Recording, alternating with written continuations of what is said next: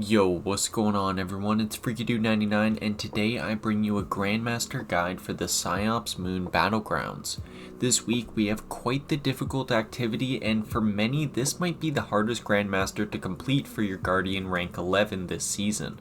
But hopefully after watching this video you should feel prepared to take on the Lucent Hive and those dreaded aspects of Savathûn at the end. Without further ado, let's jump into it.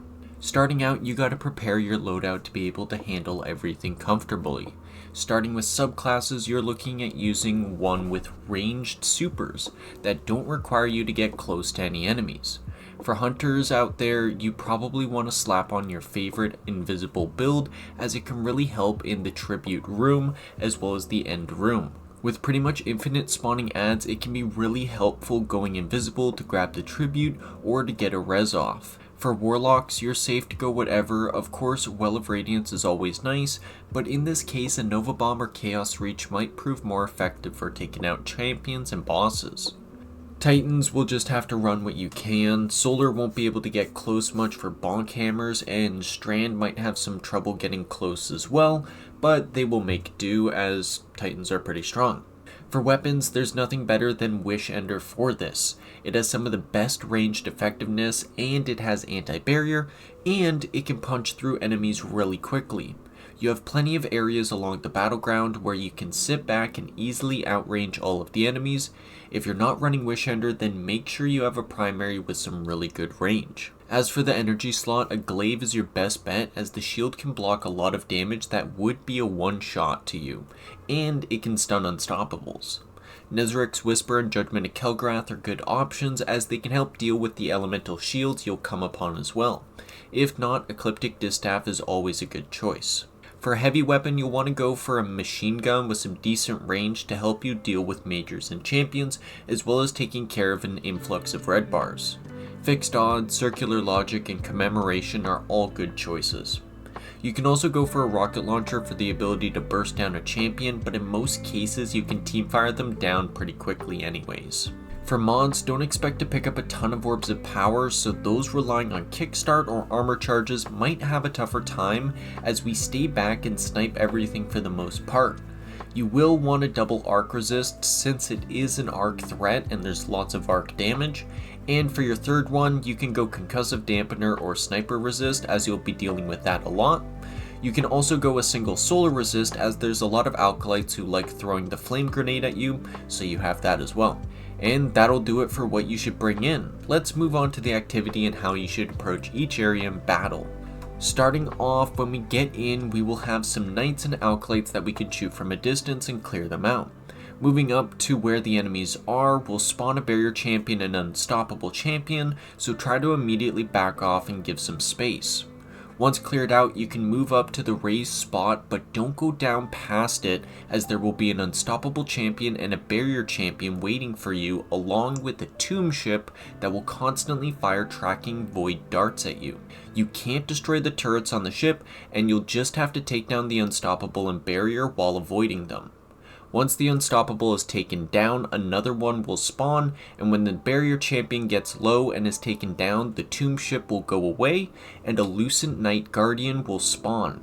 Once he goes down along with some surrounding adds, another barrier champion accompanied by a yellow bar sword knight will spawn along with an unstoppable champion right after. The strategy is just hold back and use the range to your advantage, and be careful with some of the enemies rushing up into you, but your team's supers will be able to clean them up, so you shouldn't have much trouble taking them down.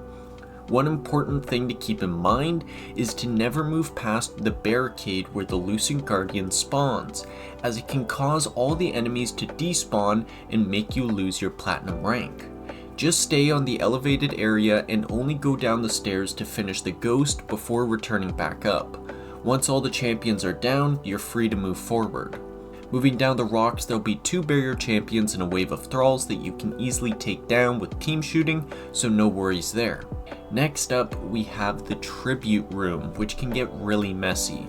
This room has infinite spawning adds that ramp up as you progress, and your safe spots will be the doorway where you entered and the very back of the room down some small steps.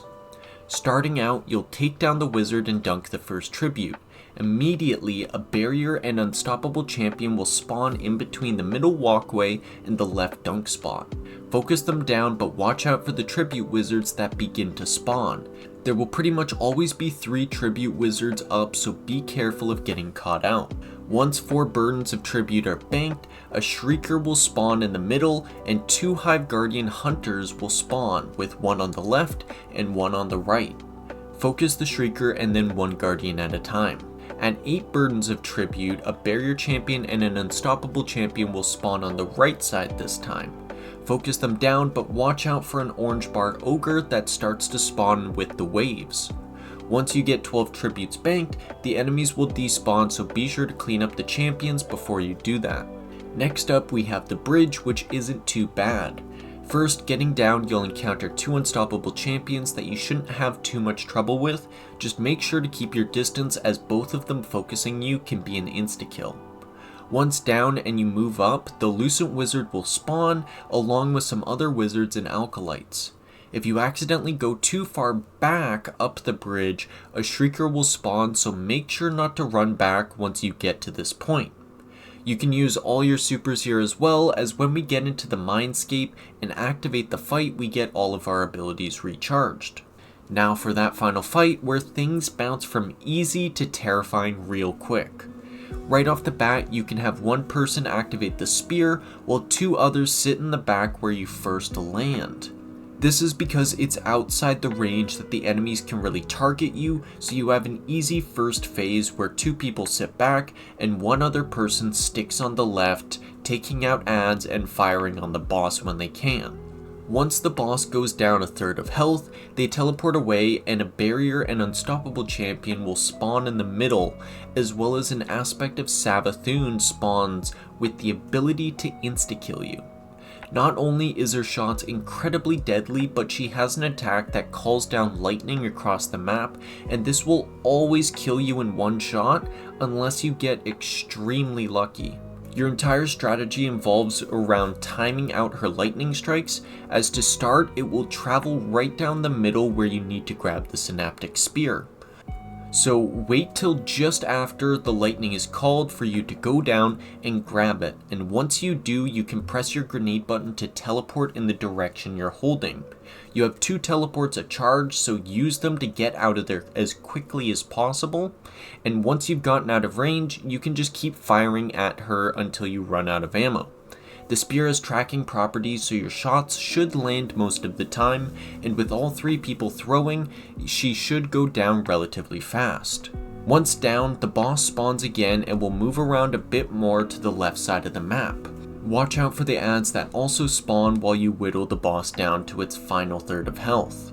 Once down, they teleport away and 2 aspects of Savathun will spawn, 1 on the left and 1 on the right, along with an orange bar ogre in the middle. The strategy here is to focus down the ogre first and then the left side aspect of Savathun, and try to dodge as much as possible. This is where most runs will fail, as predicting the pathing of the lightning strikes is next to impossible, so just do your best to survive and keep your distance, and just take down that left aspect as you can get to it. Once that left aspect is down, you're free to take the other one down from a distance with no worries at all, as you'll outrange her very easily. Once both Savathuns are finished, the boss spawns and you can proceed to melt or whittle them down and claim your reward. And that does it for the guide.